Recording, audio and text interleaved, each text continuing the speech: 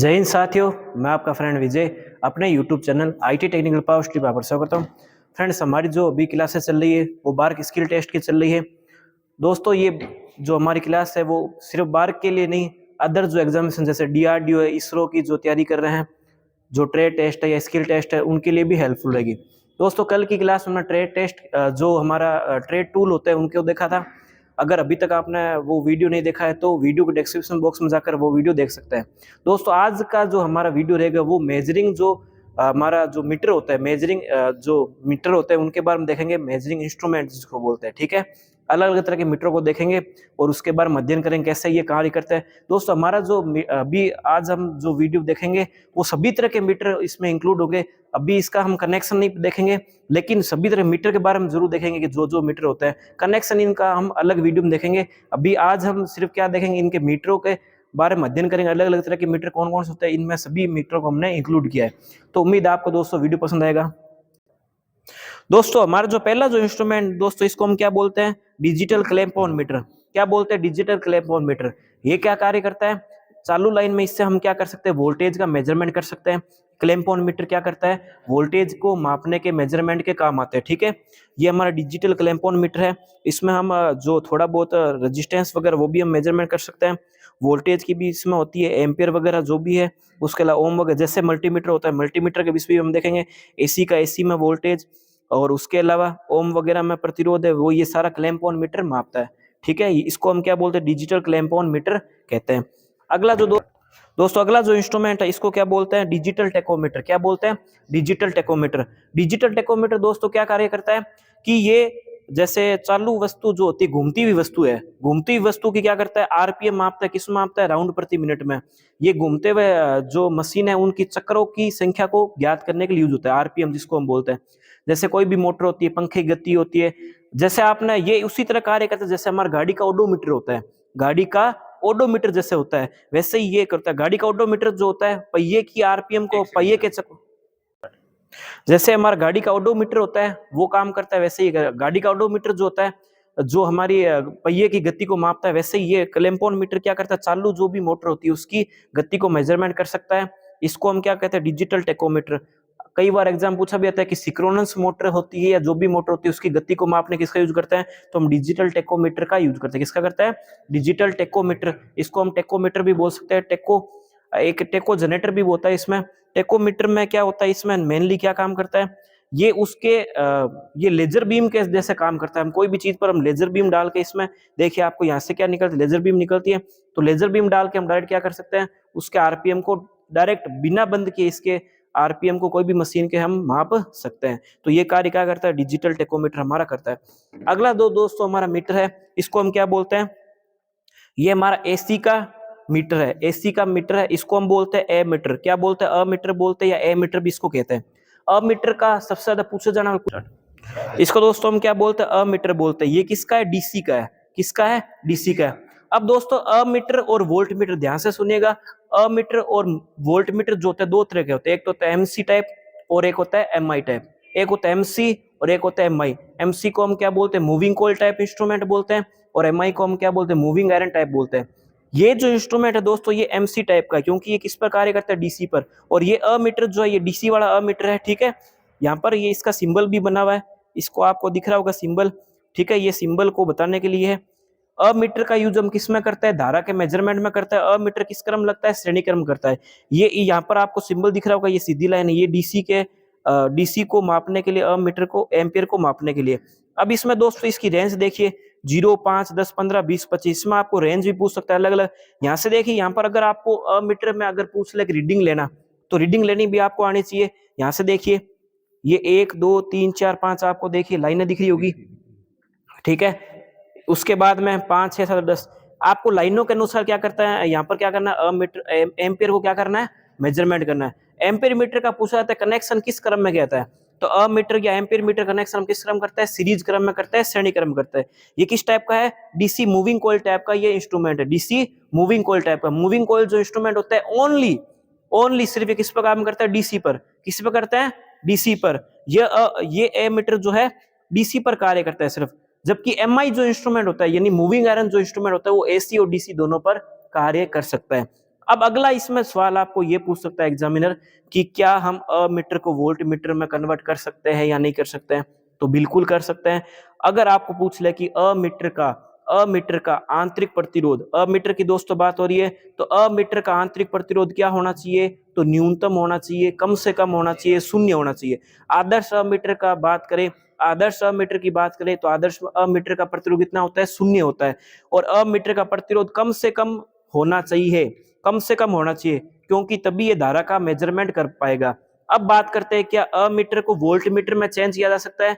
बिल्कुल किया जा सकता है। इसके लिए क्या मेथड होता है? अमीटर को वोल्ट मीटर बदलने के लिए इसका प्रतिरोध उच्च रखना चाहिए। इसका प्रतिरोध क्या रखना चाहिए? उच्च रखना चाहिए। तो इसके श्रेणी क्रम में हम क्या करके एक उच्च मान का प्रतिरोध जोड़ के इसकी रेंज को अगर हम बात करें, इसको हम इसकी हम रेंज को भी बढ़ा सकते हैं। अगर इसकी मान लो अगर रेंज की बात करें, अब ये तो 25 रेंज का है, अगर मान लो इसकी रेंज को और बढ़ाना है, 50 तक करना है, तो इसके श्रेणी क्रम में क्या करके प्रतिरोध को जोड़ के, श्रेणी क्रम में प्रतिरोध को जोड़ना है। किस मान का जोड़ना है तो उस पर डिपेंड करेगा कि ये जैसे कितनी वैल्यू का हमका जो एम्पियर है वो मेजरमेंट करना है, उसके ऊपर ये डिपेंड करेगा। तो यहाँ पर अगर हमको रेंज बढ़ानी है तो कैसे बढ़ा सकते हैं? यहाँ पर श्रेणी क्रम में क्या करके प्रतिरोध को जोड़ के। अगर दोस्तों आपको अमीटर को अगर आपको वोल्ट मीटर में चेंज करने का बोलते हैं, अगर अमीटर को क्या हम वोल्ट मीटर रूप में यूज कर सकते हैं? बिल्कुल कर सकते हैं। अमीटर को वोल्ट मीटर रूप में करने के लिए हमको क्या करना पड़ता है? इसके अमीटर जो होता है, इसकी कॉइल जो होती है, इसके समांतर क्रम में हम क्या करके उच्च मान का प्रतिरोध रख के इसकी रेंज को बढ़ा सकते हैं। ध्यान रखना है हमको वोल्ट मीटर का प्रतिरोध क्या होना चाहिए? उच्च होना चाहिए, इसलिए इसका प्रतिरोध भी उच्च रखना चाहिए। ठीक है। आपको प्रश्न आपसे ये पूछेगा कि अमीटर को वोल्ट मीटर में बदल सकते हैं क्या? बिल्कुल बदल सकते हैं। ठीक है। उसके अलावा दूसरा प्रश्न क्या पूछेगा कि अमीटर की रेंज को हम बढ़ा सकते हैं क्या? बिल्कुल बढ़ा सकते हैं, श्रेणी क्रम में उच्च प्रतिरोध को जोड़ के। तीसरा प्रश्न आपसे नॉर्मल जो प्रश्न पूछता है कि अमीटर कनेक्शन किस क्रम किया जाता है? तो श्रेणी क्रम में किया जाता है। किसके लिए किया जाता है? ताकि धारा का मेजरमेंट आसानी से कर सके। तो दोस्तों आपको अमीटर और वोल्ट मीटर के बारे में अच्छे सबको पता होना चाहिए। अब दोस्तों हम अगले मीटर की तरफ चलते हैं। ये हमारा KWH मीटर है, इसको हम एनर्जी मीटर भी कहते हैं, ऊर्जा मीटर भी बोलते हैं, इसके कई नाम है। ठीक है। ये क्या करता है? एनर्जी का मेजरमेंट करता है, ऊर्जा को मापता है। किस में मापता है? KWH में, किलोवाट घंटा मापता है। ठीक है। अब कई मीटर जो होते हैं वो हम कहते हैं यूनिट। तो अगर आपको पूछ ले कि एक यूनिट, अगर आप पूछ ले एक यूनिट कितने किलोवाट घंटा के बराबर होती है, तो एक क्या होती है? एक KWH बराबर क्या होती है? एक यूनिट। अगर आपको पूछ ले कि एक KWH में कितनी यूनिट होती है, तो एक ही यूनिट होती है। इसका आपको ध्यान रखना है। दोस्तों इसका जो सिंगल फेज है, जो आपको मीटर है, सिंगल फेज जो एनर्जी मीटर, इसका प्रैक्टिकल दोस्तों मैं आपको अलग से कराऊंगा। उसमें मीटर में रीडिंग लेना भी आपको सिखाऊंगा कैसे ये काम करता है। ठीक है। अभी आपको ये ध्यान रखना है कि ये कैसे काम करता है। इसमें दोस्तों अब हम दूसरी बात करें तो इसमें अगर चक्रों की बात करें, चक्रों में इसमें कोयल के समानुपाती जितनी ज्यादा डिस्क घूमती है उतनी ज्यादा ये इसके जैसे राउंड होता है, उसके अनुसार क्या करता है ये हमारी जो एनर्जी की खपत है उसको दर्शाता है। तो आपको ये ध्यान रखना है, एनर्जी मीटर क्या करता है? ऊर्जा को मापता है। किस में मापता है? KWH में मापता है।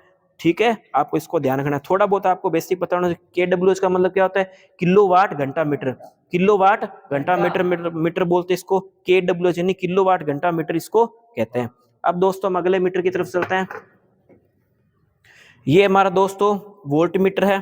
ठीक है। ये AC और DC दोनों पर कार्य करता है। AC और DC दोनों पर कार्य करता है। अगर ये AC और DC दोनों पर काम करता है तो किस प्रकार का इंस्ट्रूमेंट होगा? MI टाइप का। MI टाइप का इंस्ट्रूमेंट होता है जो कि AC और DC दोनों पर कार्य करता है। ठीक है। अब इसमें AC DC वैसे तो लगा हुआ है, उसके अलावा इसमें ये देखिए सिंबल भी बना हुआ है। ये जो सिंबल होता है किसका होता है? MI टाइप का इंस्ट्रूमेंट का ये सिंबल होता है। ठीक है। ये आपको दिख रहा है MI टाइप का ये सिंबल है। ये इसकी रेंज जो है 0 से 30 रेंज की है ये। ठीक है। अलग अलग रेंज के मीटर आते हैं, तो ये वोल्ट मीटर है।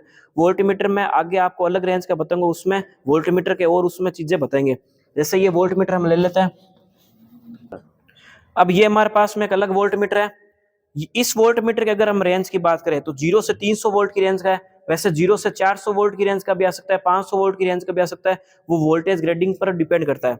अब हम बात करें कि वोल्ट मीटर AC का DC का है, तो पहली बात इस पर देखिए सिंबल जो बना हुआ है AC का बना हुआ है। किसका बना हुआ है? AC का बना हुआ है। तो AC का ये मीटर है।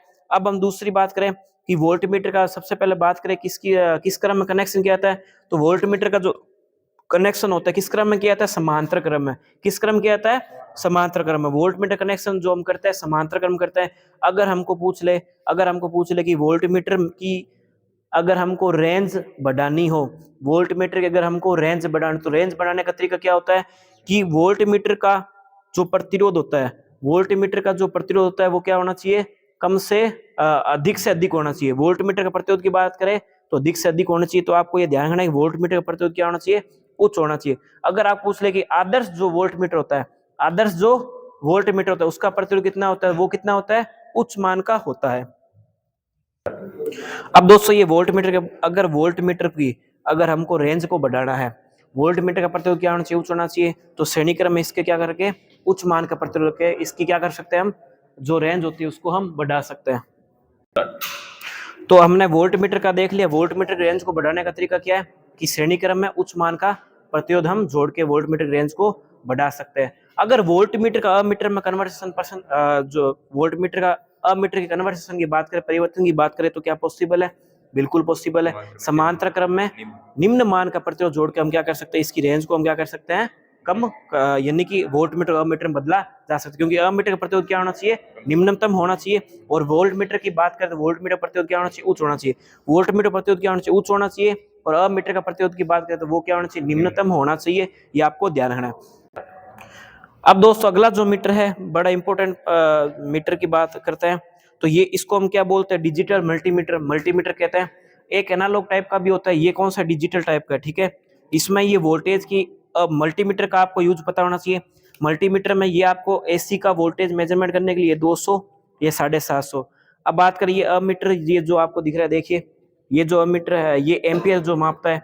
एम्पियर जो है ये डीसी के एम्पियर है, 2000 माइक्रो एम्पियर में, 20 मिली एम्पियर में, 200 मिली एम्पियर में। उसके बाद डीसी की एम्पियर है ये 10 एम्पियर तक की रेंज बढ़ाने के लिए। उसके बाद हम बात करें, ये दोनों ये ज्यादा काम की भी नहीं है और ये आपसे पूछते भी नहीं है। इसकी बात करें तो ये आपकी ये जो रेक्टिफायर वगैरह होता है, ये कंटिन्यूटी को मेजरमेंट करने के लिए होता है। अगली बात करें, ये ओम जो बना हुआ है ये प्रतिरोध के मेजरमेंट के लिए होता है, प्रतिरोध मापने के लिए होता है। 200, 2000, 20 के, 200 के, जिस मान का हमको ज्ञात करना होता है प्रतिरोध, उसको हम ज्ञात कर सकते हैं। उसके अलावा वोल्टेज अगर पूछ ले डीसी का, तो डीसी के वोल्टेज के लिए ये सीधी लाइन बनी हुई है। तो यहाँ से 200 milli, 2000 milli, 2000 milli volt, 20 volt, 200 volt, 1000 volt के लिए, ठीक है। अगर आपको पूछ ले कि वोल्ट मीटर को, अगर मान लो पूछ ले वोल्ट मीटर का यूज, जैसे मान लो पूछ ले आपसे कि 200 वोल्ट का है, अगर आप पूछ ले, अगर आपको 210 से अगर पूछ ले अबव 210 वोल्टेज का मेजरमेंट करना है, तो आप क्या रेंज को किस में सेट करोगे, 200 पर करोगे या 1000 पर होगे। तो रेंज का, अगर रेंज सेलेक्ट इसमें सबसे मेन होती है। अगर आपने रेंज को सेलेक्ट गलत किया है तो मीटर कम दर्शाएगा और मीटर का जो इंटरनल पार्ट होता है वो भी खराब हो सकता है। तो इसमें बात करें तो यहाँ पर आपको क्या करना है, ये जब आपको 200 से ऊपर मेजरमेंट करना है तो 1000 वोल्ट पर आप सेट। दोस्तों वोल्टेज का मैंने बता दिया। वैसे ही एम्पियर में आपको कितनी एम्पियर मेजरमेंट करनी है तो उसके अनुसार आपको रेंज सेलेक्टर, इसको बोलते हैं, ये आपका रेंज सेलेक्टर स्विच बोलते हैं इसको, ठीक है। ये इसमें आपके कॉमन लीड जो होती है ये नेगेटिव के लिए होती है, ठीक है, इसको नेगेटिव बोलते हैं। और ये जो रेड कलर की वायर है ये किसके लिए, ये आपके प्लस के लिए, ये माइनस के लिए, ये प्लस के लिए, माइनस के लिए। कॉमन किसके लिए, माइनस के लिए। इसको, इसमें ये देखिए अर्थिंग का निशान बना हुआ है, तो इसको हम क्या बोलते हैं, मल्टीमीटर बोलते हैं। दोस्तों इसका यूज हम आगे भी सीखेंगे और ज्यादा कैसे मेजरमेंट करते हैं। अभी हम मीटर के बारे में सीख रहे हैं क्या क्या यूज इसके होते हैं। के द्वारा अगर पूछ ले क्या क्या मेजरमेंट कर सकते हैं, दोस्तों अगर पूछ ले आपके मल्टीमीटर में, जैसे ये मैंने वायर निकाल दिए, ठीक है, ये दोनों वायर मैंने निकाल दिए। अब इन दोनों वायर को कैसे करना है, अब इसमें देखिए ये हमारी नेगेटिव लीड है, इसको हम किस में सेट करते हैं, कॉमन में। कॉमन वाली ये आपकी देखिए अर्थिंग भी आपको दिख रही होगी, ये माइनस की लीड होती है। अब ये वाली जो लीड होती है किसकी होती है, प्लस की होती है। इसको, इसमें ये देखिए वी मिली एम्पियर, इसको यहाँ पर करते हैं। अगर दोस्तों आपको 10 एम्पियर से ऊपर डीसी का, ये देखिए यहाँ पर लिखा हुआ है 10 एम्पियर मैक्सिमम। अगर आपको 10 एम्पियर से ज्यादा करनी है, 10 एम्पियर के लगभग डीसी का मेजरमेंट करना है, तो आप इस लीड को यहाँ यूज कीजिए, अन्यथा आप इसको यहाँ पे भी कर सकते हैं, इसमें कोई परेशानी नहीं है, ठीक है। इसमें दोस्तों जो मेन जो होता है आपका ये सिलेक्टर स्विच जो होता है, ये सबसे मेन कार्य करता है। अगर आप इसको अगर गलत सेटअप करते हैं तो मीटर आपको खराब होने की चांस ज्यादा रहता है। तो इसको आपको ढंग से इस्तेमाल करना है, तो आप इसका ध्यान रखिएगा। अब दोस्तों हमारा मल्टीमीटर हो चुका है। अब वैसे ही हम इसकी मिली एम्पियर की बात करते हैं, ये हमारा मिली एम्पियर मीटर है। जैसे अब मीटर होता है वैसे ये मिली एम्पियर मीटर होता है, इसको एम एब जैसे दर्शाता है। ये इसमें ये मीटर कौन सा है दोस्तों, ये भी मूविंग कॉइल टाइप का इंस्ट्रूमेंट है। मूविंग कॉइल जो इंस्ट्रूमेंट होता है मैंने बताया था किस पर काम करता है, सिर्फ डीसी सप्लाई पर कार्य करता है। ये इसको हम क्या बोलते हैं, मूविंग कॉइल इंस्ट्रूमेंट बोलते हैं। ठीक है, मूविंग कॉइल इंस्ट्रूमेंट जो होता है डीसी सप्लाई को मापने के लिए सबसे अच्छे रहते हैं। यहाँ पर इसकी देखिए मिली एम्पियर का मतलब क्या, 10⁻³ में होता है। यहाँ पर 0, 100, 200, 300, 400, 500। अब इसमें जितने स्केल में आपके ये निशान बने उसके अनुसार इसकी रीडिंग ली जाती है। अब दोस्तों हम अगले मीटर की तरफ चलते हैं। ये हमारा मीटर जो है ये मेगा ओम में मापता है। इसको क्या बोलते हैं हम, इसको हम मेगर बोलते हैं। क्या बोलते हैं, मेगर। मेगर क्या करता है, इसको हम अर्थ टेस्टर भी कहते हैं। क्या बोलते हैं, अर्थ टेस्टर भी कहते हैं। ये जो हमारा रेजिस्टेंस का मेजरमेंट करता है, ये मेन रूप से क्या करता है, रेजिस्टेंस को मेजरमेंट करता है। किसमें करता है, मेगा ओम में। किसमें करता है दोस्तों, मेगा ओम में। वैसे दोस्तों मल्टीमीटर के द्वारा प्रतिरोध को माप सकते हैं, लेकिन मल्टीमीटर मेगा ओम वाले प्रतिरोध को नहीं माप सकता।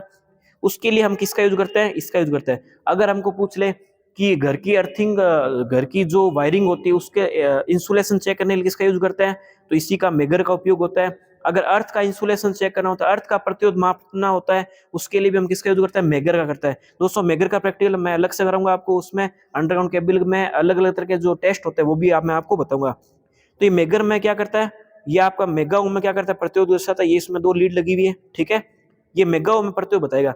दोस्तों अगर किसी भी चीज को टेस्ट करना है तो इस मेगर में क्या होता है कि जैसे ये डिफ्लेक्शन उठता है यहाँ से, अगर 0 मेगा ओम है, इसका मतलब क्या है, केबल में क्या शॉर्ट सर्किट की संभावना रहती है, केबल का इंसुलेशन खराब हो गया। अगर अनंत ओम में अगर अपना मीटर बताता है, अगर अनंत ओम मीटर अगर अपना बताता है, इसका मतलब क्या है, केबल का इंसुलेशन सही है, कोई समस्या नहीं है। अगर ये इसकी जो मीटर का विक्षेप है, मीटर का जो विक्षेप है, यानी इसको हम क्या बोलते हैं, डिफ्लेक्शन बोलते हैं। अगर इसका विक्षेप क्या हो जाए, 0 की तरफ चला जाए, यानी कि इंसुलेशन इसका वायर का खराब हो चुका है, इंसुलेशन चेंज करने की आवश्यकता है। इसके अलावा इस मीटर के द्वारा हम अलग अलग तरह के टेस्ट भी कर सकते हैं, उसका हम डिटेल वीडियो अलग से बनाएंगे। ये दोस्तों हमारा मिली का वोल्ट मीटर, जैसे मिली में मीटर होता है वैसे मिली वोल्ट मीटर का पूछ ले कनेक्शन किस काम करता है, तो वोल्ट मीटर का जैसे नॉर्मल कनेक्शन करता है समांतर क्रम, वैसे ही इसका कनेक्शन होता है। अब दोस्तों इसमें देखिए अलग अलग रेंज 100 बनी हुई, 80 बनी हुई, 60 बनी हुई है। तो मिली वोल्ट में क्या करता है, मिली वोल्ट में क्या करता है, ये वोल्टेज का मेजरमेंट करता है। ये भी मूविंग कॉइल टाइप का इंस्ट्रूमेंट है। मूविंग कॉइल इंस्ट्रूमेंट पूछ ले किस क्रम यूज होता है, तो ये लगता है समांतर क्रम में। ठीक है, ये इसमें ये इसकी प्लस लीड होती है, माइनस लीड होती है। ये डीसी के जो इंस्ट्रूमेंट होता है इसमें हमको टर्मिनल की हमको पता होना चाहिए। अगर टर्मिनल हम गलत कनेक्शन करते हैं तो हमारा मीटर भी खराब हो सकता है, हमारा उपकरण भी खराब हो सकता है। इसलिए हम डीसी में क्या करते हैं, प्लस माइनस का खास तौर से ध्यान रखते हैं। ठीक है, अब हम दोस्तों ये देख रहे हैं ये एसी का मीटर है। अब मीटर का कनेक्शन हमको पता है श्रेणी क्रम करता है। अब मीटर का प्रतिरोध क्या होना चाहिए, न्यूनतम होना चाहिए। ठीक है, क्योंकि ये एम्पियर का क्या करता है, मेजरमेंट करता है। अगर दोस्तों आपको ये सवाल पूछ ले अगर कि क्या अमीटर बिना लोड के भी एम्पियर को माप सकता है, नहीं माप सकता है, क्योंकि अमीटर हमेशा किसको मापता है, लोड करंट को मापता है। जब तक लोड सर्किट से कनेक्ट नहीं होगा तब तक हमारा अमीटर क्या नहीं बताएगा, अपनी रीडिंग नहीं बताएगा। जबकि वोल्ट मीटर बिना लोड को कनेक्ट किए भी क्या बता सकता है, अपनी रीडिंग बता सकता है। अमीटर में ऐसा नहीं होता, क्योंकि अमीटर क्या करता है, जो हमारी करंट होता है, अमीटर जो लोड करंट जो होती है, क्योंकि लोड हमारा क्या लेता है, करंट लेता है, जब लोड कनेक्ट करता है तभी क्या करता है, ये एम्पियर को बताता है। ठीक है, तो अमीटर कनेक्शन किस क्रम करता है, श्रेणी क्रम करता है। ये हमारा एसी का अमीटर है। ठीक है, अगला दोस्तों जो हमारा मेजरिंग इंस्ट्रूमेंट है इसको हम क्या बोलते हैं, फ्रीक्वेंसी मीटर। क्या कहते हैं इसको हम, फ्रीक्वेंसी मीटर कहते हैं।